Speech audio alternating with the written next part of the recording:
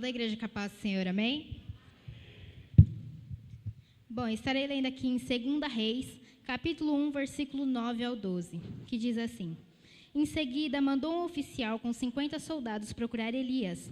O oficial o encontrou sentado no alto de uma colina e lhe disse: Homem de Deus, o rei ordena que tu desças. Elias respondeu ao oficial: Se sou homem de Deus, que desça fogo do céu e consuma você e os seus 50 soldados. E desceu fogo do céu e consumiu o oficial e os seus soldados. Depois disso, o rei enviou outro oficial com mais 50 soldados.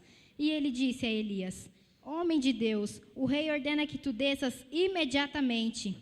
Respondeu Elias: Se sou homem de Deus, que desça fogo do céu e consuma você e os seus 50 soldados. De novo, o fogo de Deus desceu do céu e consumiu o oficial e os seus soldados. Bom, a palavra vai falar de quando Elias ele fez meio que uma oração, pedindo para que o Senhor mandasse fogo do céu. Só que antes de Elias fazer isto, lá em 1 Reis, capítulo 18, versículo 30, vai falar que Elias ele estava reparando altares que estavam em ruínas. Em outras palavras, restaurando altares que estavam destruídos. E o que eu estou querendo dizer com isso? Que é muito fácil a nossa geração de hoje, dos dias atuais, nós pedimos por batismo com o Espírito Santo, nós pedimos por renovo espiritual, para que o Senhor nos encha da cabeça aos pés. Não é muito fácil a gente pedir a presença do Senhor. Só que o difícil é a gente parar para a gente analisar o nosso altar, para saber se nosso altar está de pé ou se ele está destruído, se ele está construído ou se está desconstruído.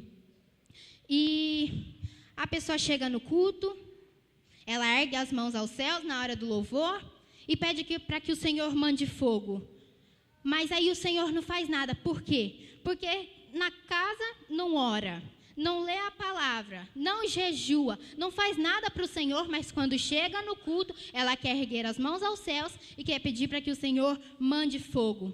Aí acabou o culto, o Senhor não faz nada, não acontece nada, ela sai do culto reclamando. Nossa, já foi um tempo de avivamento. Já foi um tempo que tudo pegava fogo. Realmente, eu concordo. Foi um tempo de avivamento. Mas nesse tempo de avivamento havia um quebrantamento também. E eu falo de mim. Eu estou ainda reconstruindo o meu altar. Porque eu acabei me distanciando do Senhor. Parecia que eu chegava no culto, eu não orava, não jejuava, não lia nem o versículo da palavra. Minha Bíblia era um enfeite no meu quarto. Aí eu chegava no culto, no ministério de louvor para me cantar, eu erguia as minhas mãos e falava: Senhor, me renova com teu fogo. Senhor, eu quero ser cheia do Espírito Santo. E não acontecia nada. Eu via a igreja toda na glória e eu ali, parada, só cantando normal. Foi onde eu comecei a questionar o Espírito Santo. Eu falava: Espírito Santo, por que eu não te sinto mais? O que é que eu estou fazendo de errado para mim não te sentir mais? Eu ainda tinha capacidade de questionar e falar o que eu estava fazendo de errado. E foi onde o Espírito Santo me levou nessa palavra, de quando Elias orou que desceu fogo do céu.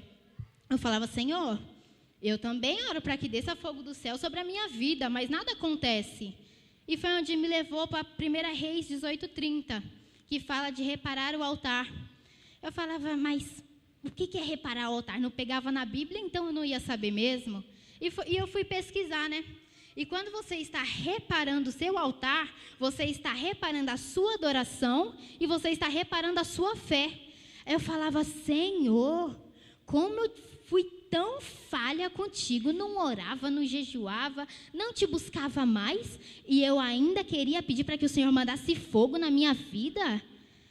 Aí eu parei, eu comecei a analisar o meu altar, estou reconstruindo ele novamente. Então, irmãos, se você quer ver Deus liberar fogo do céu na tua vida, primeiro você começa a restaurar o teu altar. Já começa por aí. Se você quer ver Deus liberar fogo do céu na tua vida, vamos lá. Primeiro coloca a tua casa em ordem. Primeiro, perdoa quem você tem que perdoar. Peça perdão para quem que você tem que pedir perdão. Primeiro começa a buscar a presença do Senhor.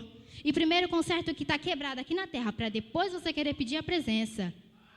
Porque assim, se você quer ver Deus liberar fogo do céu na tua vida, mas você quer ficar vivendo de qualquer maneira, vivendo na frieza, irmãos, desculpa, Deus ele não vai depositar fogo em altar quebrado.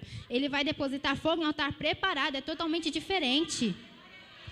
Então, Elias ele fez essa oração com fé, porque é o poder da oração.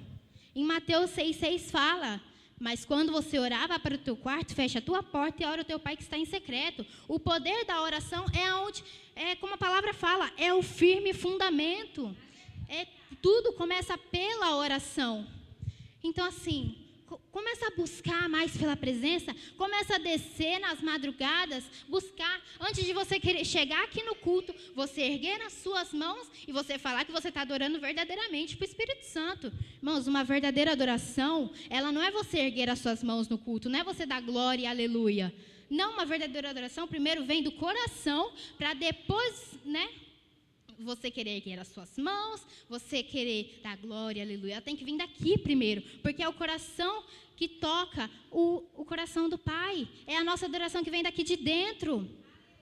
Então, assim, antes de você querer pedir a Deus para que você sinta a presença dEle, para que Ele derrame o fogo dEle sobre a tua vida, primeiro conserta o que está quebrado, para depois você pedir. Ele não vai depositar um fogo em um altar que está destruído. Então, repare a tua adoração primeiro. Vê o que você pode estar fazendo de errado. Que é muito fácil. A gente chegar no culto mesmo, é muito fácil. A gente fala que nós estamos adorando verdadeiramente. É muito fácil. Nós saímos do culto reclamando porque nós não sentimos nada. Mas o difícil é a gente parar para a gente começar a analisar o nosso altar primeiro.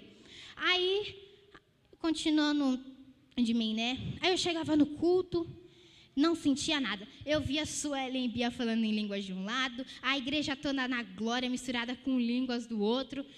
Aí eu ficava me questionando e eu comecei a me emocionar. Só que não era aquela emoção que você estava sentindo o Espírito Santo. Era aquela emoção de tristeza, porque você não estava sentindo, você não sabia o que estava acontecendo ali. Eu falava: Senhor, eu sinto falta da Tua presença.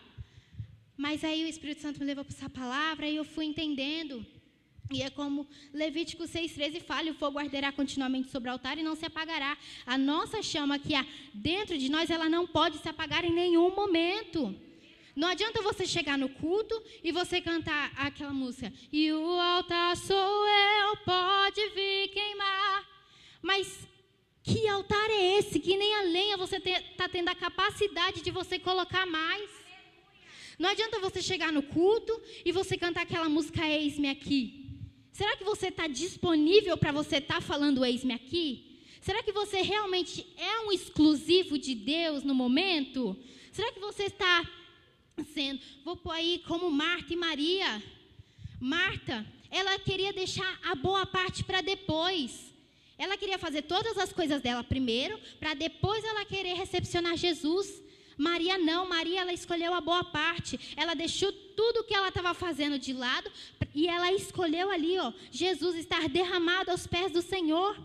Então a presença do Espírito Santo não é apenas uma emoção, não é apenas um arrepio. A presença do Espírito Santo é quando a gente se derrama por inteiro e quando a gente se entrega por inteiro, que é o que o Senhor quer de nós. Então, para finalizar a minha palavra, a pergunta que eu deixo para os irmãos é: como está o teu altar hoje, dia 5 de março de 2025? Seu altar, ele está de pé ou seu altar, ele está caído? Então, começa a rever, começa a analisar antes de você querer pedir a presença, amém? Agradeço minha rica oportunidade.